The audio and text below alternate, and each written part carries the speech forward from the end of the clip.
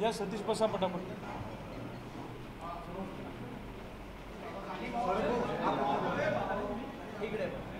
समोरून नका.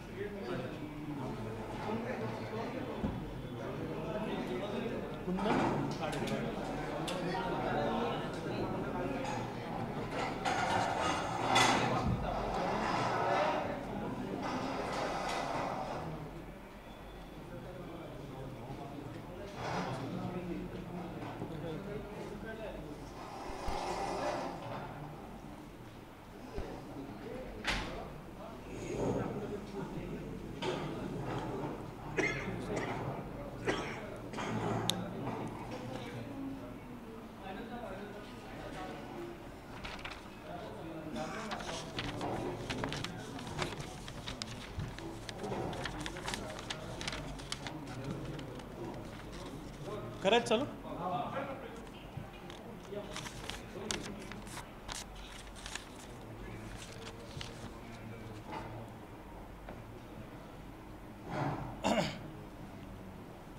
आलेल्या सगळ्या पत्रकार बांधवांचं नागपूर नगरीमध्ये मी मनापासून स्वागत करतो. या पत्रकार परिषदेचा उद्देश असा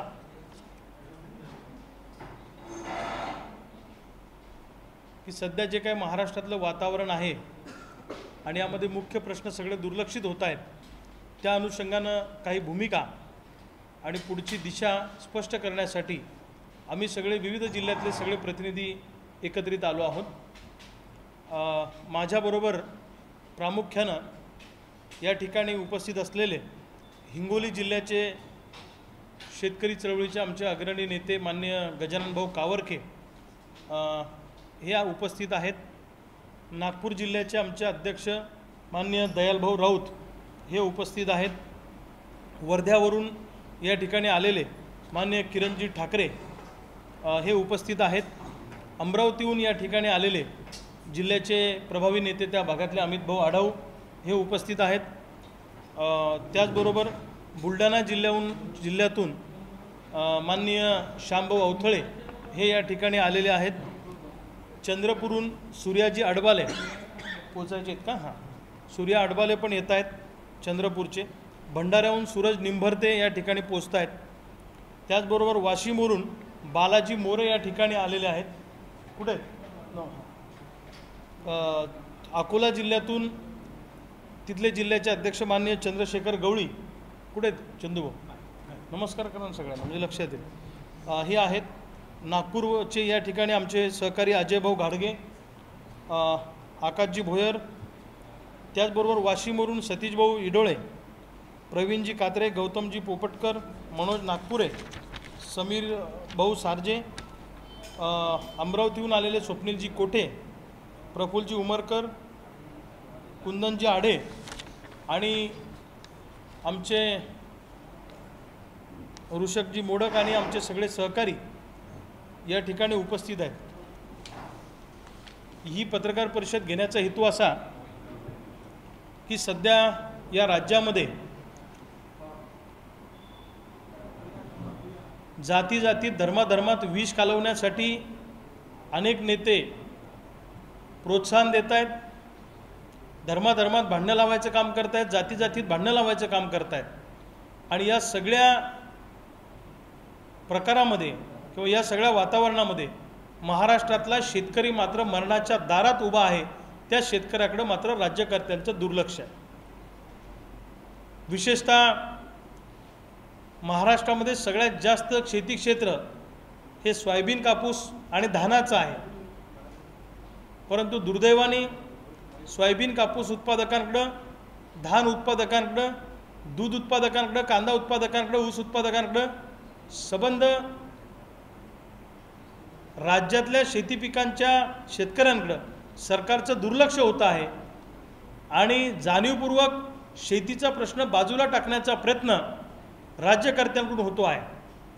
आज परिस्थिती अशी आहे की सध्या महाराष्ट्रामध्ये 50% क्षेत्र हे सोयाबीनचं आहे आणि कापसाचंही क्षेत्र मोठ्या प्रमाणामध्ये आहे, धानाचंही आहे।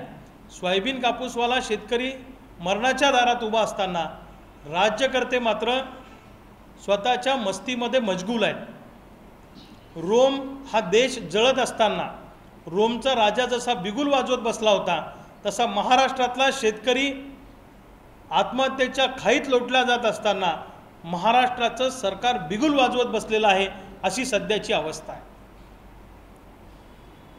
म्हणजे एका बाजूला भावाच्या खिशावर सोयाबीन कापसात लाखांनी दरोडा घालायचा आणि त्याच्यातले 1,500 रुपये बहिणीला ओवाळणीमध्ये द्यायचे, अशा पद्धतीचा कुटील डाव या सरकारचा आहे। सामान्य जनतेला लाचार करण्याचं काम, सामान्य जनतेला भिकेची सवय लावण्याचं काम सरकार करत आहे। आमचं एकच म्हणणं आहे की सोयाबीन कापसाला चांगला भाव द्या, शेतमालाला चांगला भाव द्या, तुमच्या एकाही भिकारड्या योजनेची आम्हाला गरज नाही, अशी आमची सगळ्या महाराष्ट्रातल्या शेतकऱ्यांची भूमिका आहे। दुर्दैवाने मागच्या वर्षी सोयाबीनला भाव नाही, त्याच्या मागच्या वर्षी सोयाबीन कापसाला भाव नाही। आजही लोकांच्या घरामध्ये 2 वर्षापासूनचा सोयाबीन आणि कापूस पडून आहे। धानाला सुद्धा जे 1,000 रुपये बोनस दिलं त्यामध्ये सुद्धा काहीच शेतकऱ्यांना ते मिळालं, अनेक शेतकऱ्यांना ते मिळालं नाही। दुसऱ्या बाजूला 1 क्विंटल सोयाबीनचा गेल्या वर्षीचा उत्पादन खर्च हा 7 ते 7,500 रुपये आहे आणि मार्केटमध्ये मिळणारा भाव हा 4,000 रुपये आहे। सरकारने ठरवलेला हमी भाव 46 रुपये होता आणि पुढच्या सीझनचा भाव 49 रुपये आहे। हमी भावापेक्षा सुद्धा कमी दराने मार्केटमध्ये सोयाबीन विकल्या जात आहे, अशी सध्याची अवस्था आहे। 7-7,500 रुपये जर प्रत्यक्ष उत्पादन खर्च आम्हाला येत असेल आणि बाजारात भाव जर 4,000 रुपये असेल तर शेतकरी मरणार नाही तर शेतकरी काय करणार? कापसाची सुद्धा तीच अवस्था आहे। 1 क्विंटल कापसाचा उत्पादन खर्च 8,500 रुपये आहे आणि बाजारात मिळणारा भाव हा 6,000 रुपये आहे। आम्ही शेतकऱ्यांनी जगायचं कसं, हा प्रश्न आज आमच्यासमोर निर्माण झालेला आहे। दुसऱ्या बाजूला पीक विमा हा मार्चपर्यंत मिळायला पाहिजे होता, परंतु ऑगस्ट उजाडला तरीसुद्धा गेल्या वर्षीच्या पीक विम्याची अर्धी रक्कम अजूनपर्यंत मिळालेली नाही। जवळपास 9,000 कोटीच्या आसपास या विमा कंपन्यांनी पैसे सरकारकडून आमच्या नावाने घेतलेले आहेत आणि देताना मात्र फक्त 4-4.25 हजार कोटी रुपये शेतकऱ्यांच्या खात्यामध्ये टाकलेले आहेत। आणि ही रक्कम मार्चमध्ये आर्थिक वर्ष संपत असतं, मार्चमध्ये खरं तर पैसे पडायला पाहिजे होते, परंतु अजूनही पीक विम्याचे पैसे पडलेले नाही आहेत। मग हे विमा कंपन्या जर चुकीच्या वागल्या तर यांच्यावर गुन्हे दाखल सरकारने का केले नाही, हा सरकारला आमचा सवाल आहे। विमा कंपन्यांचा आणि सरकारचं साठलोटा आहे, हजारो कोटींची उलाढाल यांच्यामध्ये होते। तेरी भी चूप आणि मेरी भी चूप असं म्हणत सरकार आणि विमा कंपन्या संयुक्तपणे शेतकऱ्यांच्या खिशावर, नागरिकांच्या करावर दरोडा टाकण्याचं काम करतायत, असं आमचं म्हणणं आहे। ही पीक विमा योजना नाही तर ही अंबानी अदानीचं कल्याण करणारी योजना आहे, असं आमचं स्पष्ट मत आहे आणि सरकारचे कल्याण करणारी ही योजना आहे। दुसऱ्या बाजूला आमचं असं म्हणणं आहे की सोयाबीनला कमीत कमी 9,000 रुपये भाव मिळाला पाहिजे आणि तो भाव मिळण्यासाठी सरकारनं आयात निर्यातीच्या धोरणामध्ये बदल केला पाहिजे। यामध्ये प्रामुख्यानं सरकारनं तेलावरचं आयात शुल्क खूप कमी केलं आहे, नसल्यासारखंच केलं आहे। खाद्य तेलावरचं आयात शुल्क सरकारनं 30% करावं आणि सोयाबीन निर्यातीला प्रोत्साहन द्यावं, ही आमची प्रमुख मागणी आहे। यामध्ये प्रामुख्यानं यावर्षी उत्पादन 100 लाख मेट्रिक टनाच्या पुढे होईल सोयाबीनचा असा एक अंदाज आहे। अजून तर ऑक्टोबरमध्ये पीक येईल, त्यात थोडंफार कमी जास्त होऊ शकेल, परंतु 100 लाख मेट्रिक टनाच्या पुढे सोयाबीनचं उत्पादन होणार। मागच्या वर्षीचं घरात असलेलं शेतकऱ्यांचं सोयाबीन असं सगळं मिळून सर्वसाधारणपणे 1.25 lakh metric ton 1.25 lakh metric टनाच्या पुढे सोयाबीनचं उत्पादन जाणार। आणि 1 किलो सोयाबीन ज्यावेळी आपण क्रश करतो त्यावेळी 18% तेल बाजूला निघतं आणि 82% DOC तयार होते। DOC म्हणजे सोयापेंड। या सोयापेंडीचा उपयोग हा पोल्ट्रीमध्ये केला जातो, पोल्ट्रीचं खाद्य म्हणून, आणि फिशरीचं खाद्य म्हणून केला जातो। या देशाचं कन्झम्पशन 65 लाख मेट्रिक टन DOCचं आहे। उरलेली DOC तुम्ही निर्यात का करत नाही हा आमचा सरकारला सवाल आहे। आपल्या देशाची DOC ही नॉन GM आहे, त्यामुळे इतर देशांमध्ये या DOCला प्रचंड मागणी आहे। म्हणून जसं तुम्ही 3 वर्षापूर्वी 23 लाख मेट्रिक टन DOC निर्यात केली त्यावेळी सोयाबीन 9,000 पर्यंत गेलं होतं, तशा पद्धतीनं तुम्ही यावर्षी DOC निर्यात करा आणि तेलावरचं आयात शुल्क 30% करा, बरोबर सोयाबीनचे भाव वाढतील। कापसाच्या सूत निर्यातीला प्रोत्साहन द्या। आणि हे सगळं जर तुमच्याकडून होणार नसेल तर आम्हाला पाहिजे असलेला भाव आणि बाजारात मिळणारा भाव याच्यातला भाव फरक भावांतर योजनेअंतर्गत सरसगट आम्हाला द्या, क्विंटल मागे द्या, तो हेक्टरी नको। जसं यांनी आता हेक्टरी 2,500 रुपये दिले, पण दोनच हेक्टरला दिले, 2 हेक्टरला दिले। मग हेक्टरी 5,000 रुपये दिले आणि 2 हेक्टरला दिले, म्हणजे 10,000 रुपये। या ना खुर्ची घ्या, इथं बघ शेजारी ॲडजस्ट करा। तर ज्याच्याकडे 20 एकर जमीन आहे, ज्याच्याकडे 10 एकर जमीन आहे, अलीकडे सरकार, ज्याच्याकडे 10 एकर जमीन आहे, ज्याच्याकडे 20 एकर जमीन आहे, त्याचं मोठ्या प्रमाणामध्ये नुकसान झालेलं आहे। आणि अशा परिस्थितीमध्ये त्या 2 हेक्टर अनुदानामध्ये आमचं काय होणार आहे?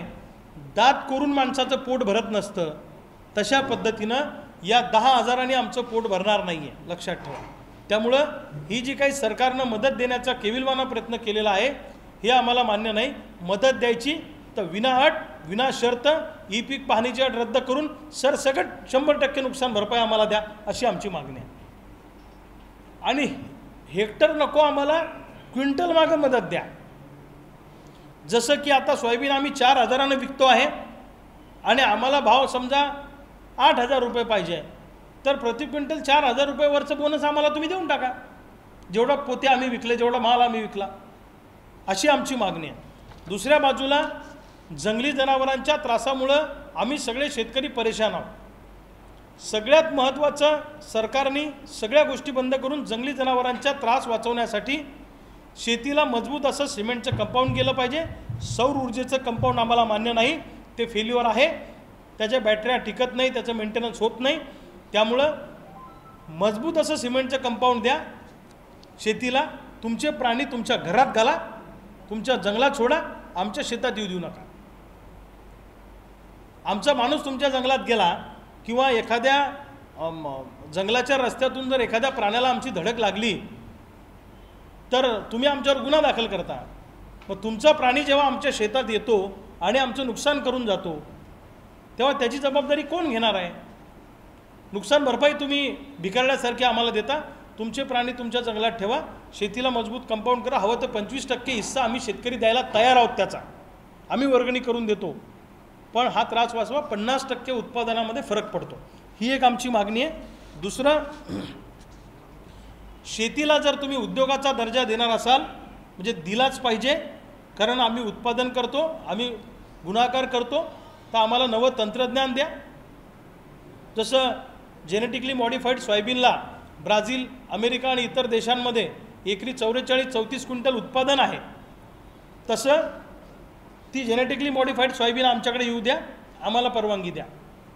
म्हणजे सरकारचा दुटप्पीपणा बघा, जेनेटिकली मॉडिफाईड सोयाबीन लावायला आम्हाला परवानगी नाही, पण जेनेटिकली मॉडिफाईड सोयाबीनची सोयाबीन आयातीला परवानगी आहे। जेनेटिकली मॉडिफाईड सोयाबीनचं तेल आम्ही आणून खातो, पण आम्हाला लावायला परवानगी नाही। हा सरकारचा दुटप्पीपणा आम्ही चालू देणार नाही। आणि नसेल तुम्हाला असं करायचं तर शेतकऱ्यांनाच निर्यात करा ब्राझीलमध्ये, आम्ही शेतकरी तिकडं सोयाबीन पिकवतो, तिकडे शेतमाल पिकवतो आणि तसं तुम्ही आयात करताच। तसंही तुम्ही सगळा शेतमाल आयात करता की नाही, मग शेतकऱ्यांना एकदा निर्यात करा, साऊथ आफ्रिकेत करा, ब्राझीलमध्ये आम्हाला जाऊ द्या, आम्ही तिकडं चांगलं पिकवतो आणि तुम्हाला माल पाठवतो इकडं, मग चालतं की नाही? तसंही केलं तरी चालतं. तसंही शेतकऱ्याच्या पोरांना इकडे पुरी मिळायला तयार नाही. तिकडे तरी परदेशात गेला तर पुरी मिळतील आम्हाला, जरा आमचा आर्थिक स्तर उंचावला तर. म्हणजे सांगायचं तात्पर्य असं की सरकारचा हा सगळा दुटप्पीपणा आहे. शेतीला उद्योगाचा दर्जा देताना पूर्ण वेळ वीज द्या, पूर्ण वेळ पाणी द्या, नवं तंत्रज्ञान द्या, पायाभूत सुविधा द्या आणि मग आम्हाला जगाच्या स्पर्धेत उतरवा, ही आमची मागणी आहे. आणि तुम्ही सोयाबीनमध्ये लुटलं, कापसात लुटलं, आतापर्यंत शेतीमालाच्या भावात लुटलं. महाराष्ट्रातल्या शेतकऱ्यांना कर्जमुक्त करा या विधानसभेच्या अगोदर, ही आमची प्रमुख मागणी आहे. सगळ्या महाराष्ट्रातल्या शेतकऱ्यांना सरसकट आमचा सातबारा कोरा करून टाका. 1 रुपयाचं कर्ज आमच्यावर ठेवू नका. आम्ही कर्जमुक्ती मागतोय म्हणजे आम्ही भीक मागत नाही. जेव्हा पिकलं तेव्हा लुटलं, आता देणं घेणं फिटलं, आम्ही तुमचा रुपया देणं लागत नाही. तुम्ही आम्हाला कर्जमुक्त करा, ही सुद्धा आमची प्रमुख मागणी आहे. आणि दुसऱ्या बाजूला शेतमजुरांना विमा सुरक्षा कवच दिलं पाहिजे, ही मागणी आहे. अजूनपर्यंत पीक कर्ज मिळालेलं नाही, शेतकऱ्यांना अनेक बँकांनी दिलेलं नाही. पीक कर्ज वाटपाची पद्धत सुलभ आणि सरळ करा, ही सुद्धा आमची मागणी आहे. आणि जे रेग्युलर कर्ज भरणारे शेतकरी आहेत, 50,000 रुपये तुम्ही अनुदान देणार होते, त्यांचे अजून बाकी आहे. फक्त हे सरकार घोषणा करतं पण पुढे काही. घरकुलाचं आणि विहिरींचं अनुदान रखडलेलं आहे, ते सुद्धा ताबडतोब द्या. आणि भक्ती मार्गाच्या, शक्ती मार्गाच्या विकासाच्या नावाखाली जोर जबरदस्तीनं जर का शेतकऱ्यांच्या जमिनी हडप करायचा प्रयत्न केला तर रक्ताचे पाट वाहतील. 1 इंचसुद्धा जमीन आम्ही घेऊ देणार नाही, अशी आमची भूमिका आहे. जीव गेला तरी चालेल, लेकरापेक्षाही जास्त जीव आम्ही या जमिनीला लावलेला आहे. आणि जर तुम्ही विकासाच्या नावाखाली जोर जबरदस्तीनं जर का आमच्या जमिनी कमी दरामध्ये खरेदी करणार असाल तर आम्ही चालू देणार नाही. समृद्धी महामार्ग तुम्ही केला, याला तुम्ही विकासाचं स्वरूप दिलं, पण या समृद्धी महामार्गामध्ये मुख्यमंत्र्यांनी हजारो कोटी रुपये भ्रष्टाचाराच्या रूपानं कमावले आणि तोच पैसा लोकसभेच्या निवडणुकीमध्ये आणला. यांना हे भक्ती मार्ग, शक्ती मार्ग हे जे करायचे असतात, हा निवडणुकांचा निधी उभा करण्यासाठी करायचा असतात, असं आमचं स्पष्ट मत आहे. आणि आमची जमीन आमच्या परवानगीशिवाय तुम्ही कशी घेऊ शकता? चालणार नाही. 1 इंचसुद्धा जमीन आम्ही घेऊ देणार नाही, अशी आमची भूमिका आहे. मग त्यामध्ये आमचा सिंदखेड ते शेगाव भक्ती मार्ग असेल, नाहीतर तो पश्चिम महाराष्ट्रातला शक्तीपीठ मार्ग असेल. जोर जबरदस्तीनं आम्ही 1 इंचसुद्धा जमीन खरेदी करू देणार नाही. दुसऱ्या बाजूला पुण्यामध्ये कृषी पदवीधर विद्यार्थी जे आहेत, कृषी पदवीधारकांच्या मंजूर असलेल्या 258 जागा राज्यसेवेच्या पूर्वपरीक्षेमध्ये समावेश करावा, म्हणून ते विद्यार्थी बिचारे पुण्यामध्ये 3 दिवस झाले रस्त्यावर उतरलेले आहेत. या सरकारला थोडी लाज वाटली पाहिजे की यांनी त्या विद्यार्थ्यांना सामावून घेतलं पाहिजे. एकतर काही वर्षांपूर्वी या कृषी पदवीधारकांची निवड केली, पण त्यांना नियुक्ती दिली नाही. आता यांनी कृषी मंत्र्यांनी या जागा काढल्या, परंतु त्याचं मागणीपत्र देत नाही. आता 25 ऑगस्टला राज्यसेवेची पूर्वपरीक्षा आहे, त्यामध्ये या कृषी पदवीधारकांना सुद्धा समाविष्ट केलं पाहिजे, अशी आमची मागणी आहे. त्या विद्यार्थ्यांच्या भावनांचा विचार करा. आणि या सगळ्या मागण्या घेऊन आम्ही सरकारला इशारा देतो आहे, सरकारला सांगतो आहे. दुसऱ्या बाजूला धानाला सुद्धा 2,000 रुपये बोनस मिळाला पाहिजे, अशी आमची मागणी आहे. संत्रा मोसंबीचं गळतीचं प्रमाण मोठं आहे, त्याचे पंचनामे करून त्याला 100% नुकसान भरपाई दिली पाहिजे, ही सुद्धा आमची मागणी आहे. सरकार शेतकऱ्यांना वाऱ्यावर सोडतं आहे, अशी भावना शेतकऱ्यांची तयार झालेली आहे. मोठ्या प्रमाणामध्ये शेतकऱ्यांच्या आत्महत्येत वाढ झालेली आहे. एकनाथ शिंदे साहेब म्हणाले होते की मी मुख्यमंत्री झालो तर महाराष्ट्रात एकही आत्महत्या होणार नाही, पण ते मुख्यमंत्री झाले आणि महाराष्ट्राला पनवती लागली. सगळ्यात जास्त आत्महत्या त्यांच्या कार्यकाळात झाल्या. शेतकऱ्यांचं जगणं तुम्ही मान्य करणार आहात की नाही करणार आहात? माणूस म्हणून तुम्ही आमचं जगणं मान्य करणार आहात की नाही करणार आहात? किड्या मुंग्यासारखा आमचा शेतकरी मरणाच्या दारात आहे, मरतो आहे, पण सरकार मात्र हलायला तयार नाही. सगळे लाडक्या बहिणीचे प्रोग्राम घेत सुटले. ठीक आहे, तुम्ही आमच्या बहिणीला मदत केली त्याच्याबद्दल दुमत नाही, पण भावाला आत्महत्या करायला लावायची, भावाच्या खिशावर लाखानं दरोडा टाकायचा, आणि बहिणीला 1,500 रुपये ओवाळणी द्यायची, हे चालणार नाही. ही दुटप्पी धोरण आहे. आमचं म्हणणं आहे की या महाराष्ट्रातला शेतकरी आता संघटित करण्याचा प्रयत्न आम्ही करतो आहे. पुन्हा सांगतो, आमची प्रमुख मागणी सरकारला अशी आहे की येणाऱ्या सोयाबीन कापसाच्या भावाबद्दल बोला. तुम्ही काय निवडणुकांमध्ये व्यस्त असणार, ऑक्टोबरमध्ये आमच्या सोयाबीन कापसाबद्दल बोलणार नाही.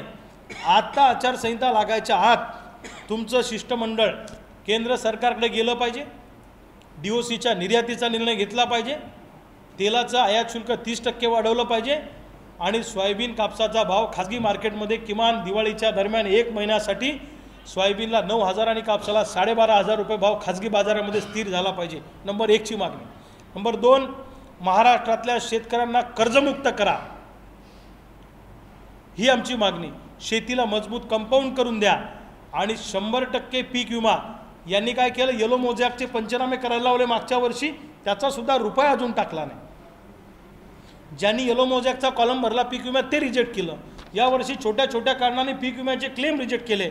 आमचं म्हणणं आहे, रिजेक्ट केलेले क्लेमसुद्धा फायनल करा आणि रिजेक्ट केलेल्या शेतकऱ्यांना सुद्धा पीक विम्याची रक्कम द्या, ही सुद्धा आमची मागणी आहे. दुसऱ्या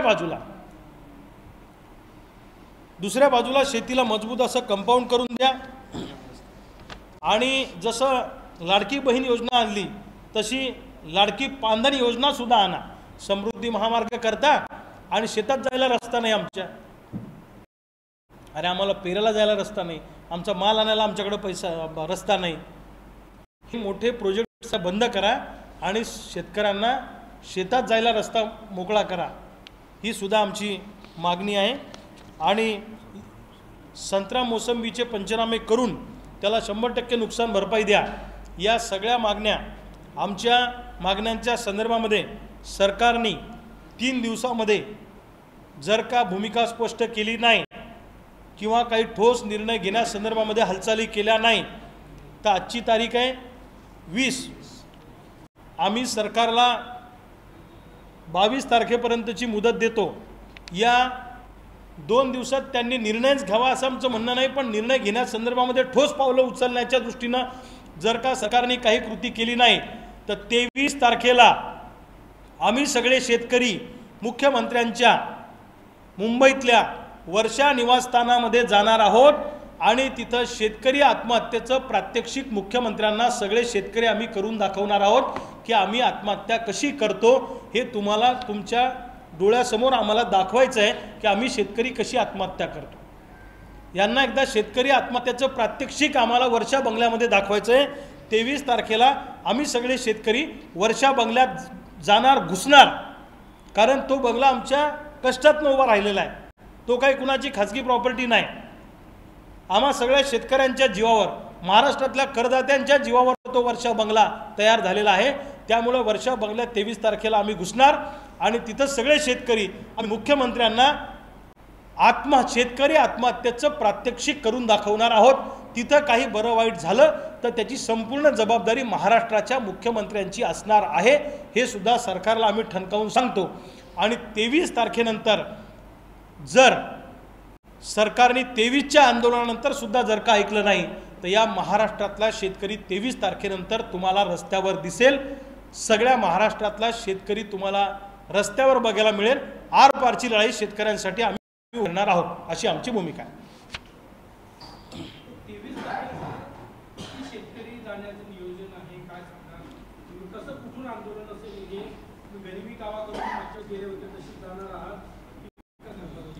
नाही, आम्ही आमच्या पद्धतीने जाऊ. असं काही एका ठिकाणाहून आम्ही जाणार नाही. आपापल्या जिल्ह्यातून शेतकरी जातील आणि आम्ही तिथं प्रातिनिधिक स्वरूपामध्ये शेतकरी पोचणार आहोत. खूप लाखोच्या संख्येने शेतकरी आम्ही तिथं नेणार नाही, पण हजारो शेतकरी तिथं जातील आणि मुख्यमंत्र्यांना शेतकरी आत्महत्या कसं करतो हे जरा त्यांना आम्हाला दाखवायचं आहे. आणि तिथं जर काही त्या दरम्यान झालं तर त्याची संपूर्ण जबाबदारी त्यांची असेल.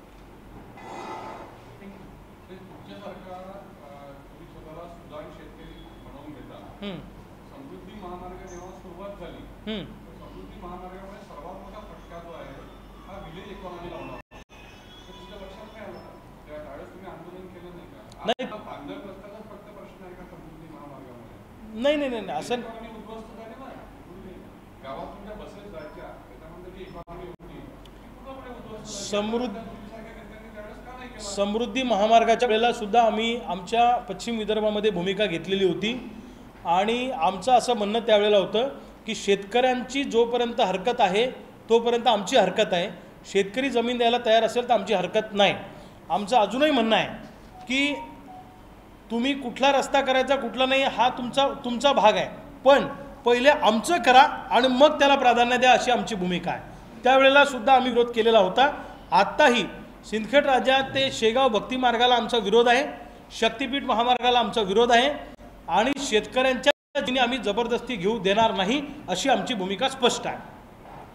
आणि जबरदस्तीनं जमिनी घेऊन शेतकऱ्यांना तुरुंगात टाकायचं, गुन्हे दाखल करायचे, त्यांच्यावर पोलिसी बळाचा वापर करायचा असा उद्योग सरकारने त्या काळातही केलेला आहे. सध्या भुट्टीपुरी तुळजापूर मार्ग ऑलरेडी आहे आणि हा नागपूर गोवा बनवतो आणि मागणी नाही कुणाची. मागणी आता तुम्हाला सांगतो भक्ती मार्गाची मागणी नाही, शक्ती मार्गाची मागणी नाही, भुट्टीपुरी तुळजापूर मार्गाची मागणी नाही.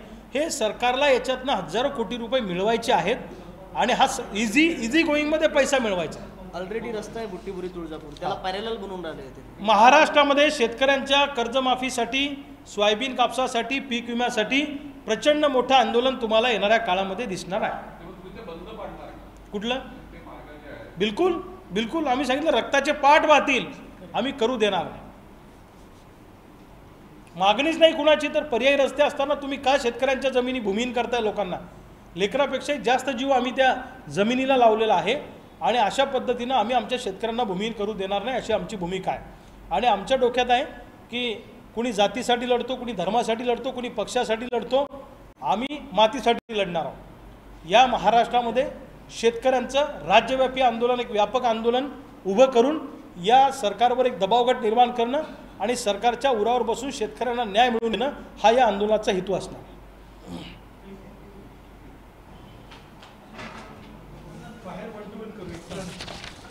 ते साई घूम रे.